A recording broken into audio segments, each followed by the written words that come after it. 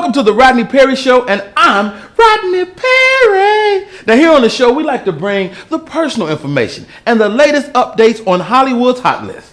Today, we have a great show, but first, I got to get something off my chest. Now, Black History Month happens, in February? But I feel like Black History Month should be celebrated every month of the year because there's history that's going to be left out of the books. Did y'all know that there was a black man on a mission to the moon? His name was Donnell Jenkins. Donnell was a photographer. Donnell's sole purpose on the mission to the moon was to get footage of Neil Armstrong being the first man to step foot on the moon. They got up to the moon. Second in command, Buzz Aldrin, turned to Donnell and said, Donnell, go outside, set your camera up so we can have footage of Neil Armstrong being the first man to step foot on the moon. Little did they realize that by sending Donnell outside, Donnell was actually the first man to step foot on the moon. Donnell took the pictures. You seen him, one small step for mankind, one giant step. Well, you know how it go. This is where it gets sad. Do you know they left Donnell up there? That's right, Donnell is up there to this day, left on the moon because the white man left him up there. I'm upset. And you saying to yourself, right up here, why would you make something? I ain't making this up. I got proof. You ever been watching MTV? You ever see the little moon man standing next to the flag? Well, that's Donnell Jenkins. Y'all stay right there. Don't turn the channel, because I'm coming back as soon as I get myself together, man.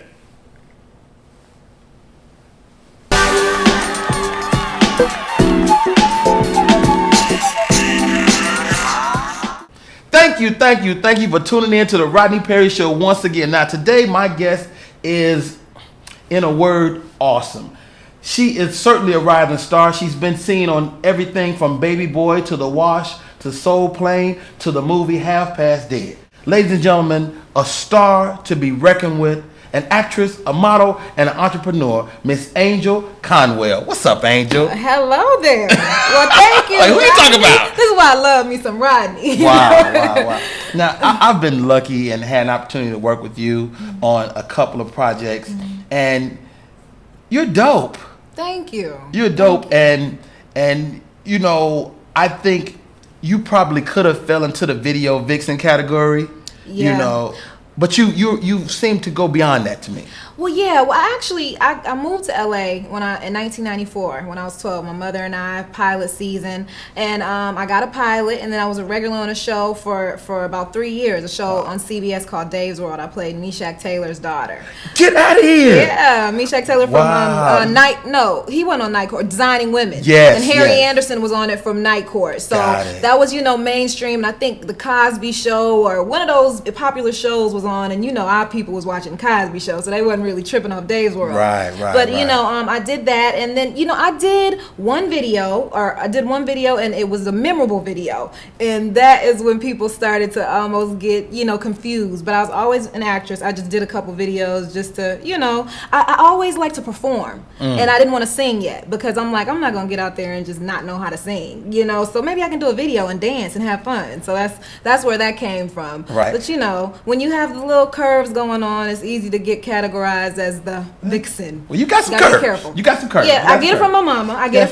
Your mama is fine. For anybody know, Miss Conwell is something special. Well, thank you. But I want to talk about when you got your teeth cut in entertainment doing pageants. I did. That's actually, I started there in South Carolina because, I'm a Carolina girl, and it's not much to do out there other than pageants and do the child modeling and, How old were you? I was about 3. I started out 3 years old with a little crown. Hi. And, I was always the only one that, did the little pageant wave. I learned at an early age. I remember to this day, I thought I was big time, in the car because I won. I think it was Miss South Carolina, young Miss South Carolina, and they had me a little convertible car. And I was in the middle, and the runner-up and the third place girl was sitting here. I'm in the middle, and I'm, going through South Carolina waving. So, I've always had a passion for, being in the spotlight. Wow. I'm a Leo, so I can't help myself.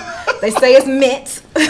You're from North Carolina. What city? I'm from South Carolina. South and North. I was always in North Carolina going back and forth because Wilmington, they film a lot of shows and stuff in Wilmington, so I would do that. I'm from Columbia, South Carolina, but I have family in Orangeburg. It's a little bitty Orangeburg. country. You do? I know. My best friend, Harry, Harry is from Spartanburg. Okay. No, Harry is from Gaffney. Oh, okay. Harry's from Gaffney. So you got Gaffney, you got Spartanburg, got Orangeburg, the Orangeburg, all the bergs. Oh, right. Harry lived right by the peach right there on 85. Oh, wow.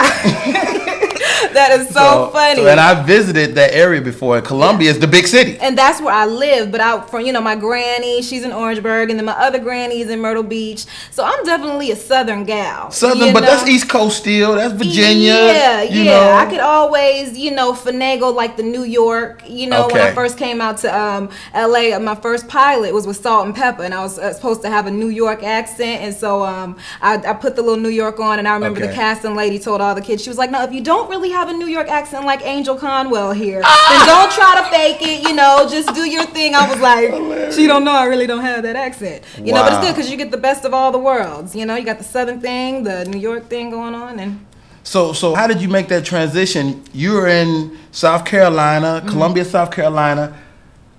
What's the move like to California?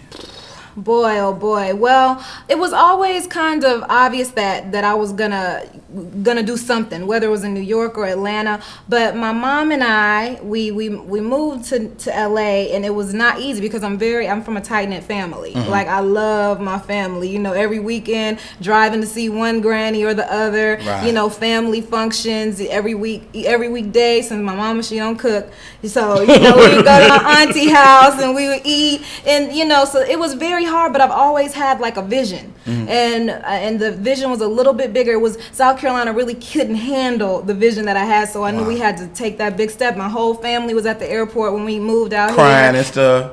Yeah, and this was, and I remember it perfectly. Everybody was crying and had my little cousins, but it was difficult. The move is difficult. You don't know anybody. Everything is new.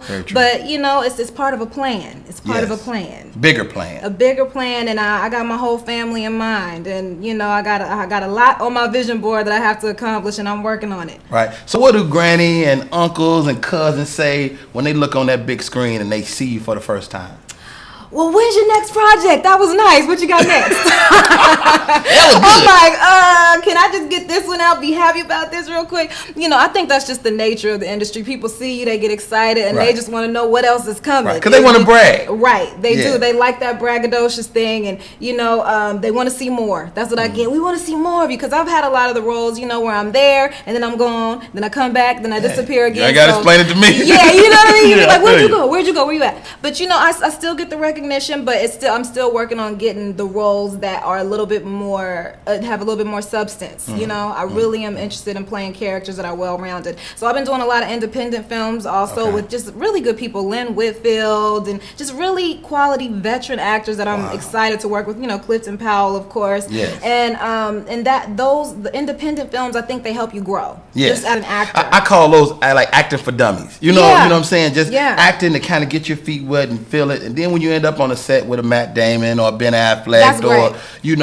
you are ready. You're prepared, and you've learned from people. Not diminishing what those people are, because Clifton Powell and Lynn Whitfield are our gems. Oh yeah. But when you get on that set where it's different. It's different. You got a trailer. Exactly. For real. A real nice one. You don't have to wait in the other room. Just sit over there and wait when your scene come up. No, but everything that I've done, even independent films, I've been lucky that it's been, well, I can't say everything. There have been a couple in between. I'm sure you know what I'm talking about. There've been a couple, but everybody is really professional, and I just think our people are really stepping their game up. Yeah. And I think some of us are hard on each other, but for the most part, I'm really proud of what we're doing. Yeah. Now, as an actress, we've seen you mostly in comedies. Are we gonna see some dramas from Angel? Yeah. Well, actually, the one I did with Lynn Whitfield was a drama. It was an independent drama called Confessions. And if you go to your video stores, it's out in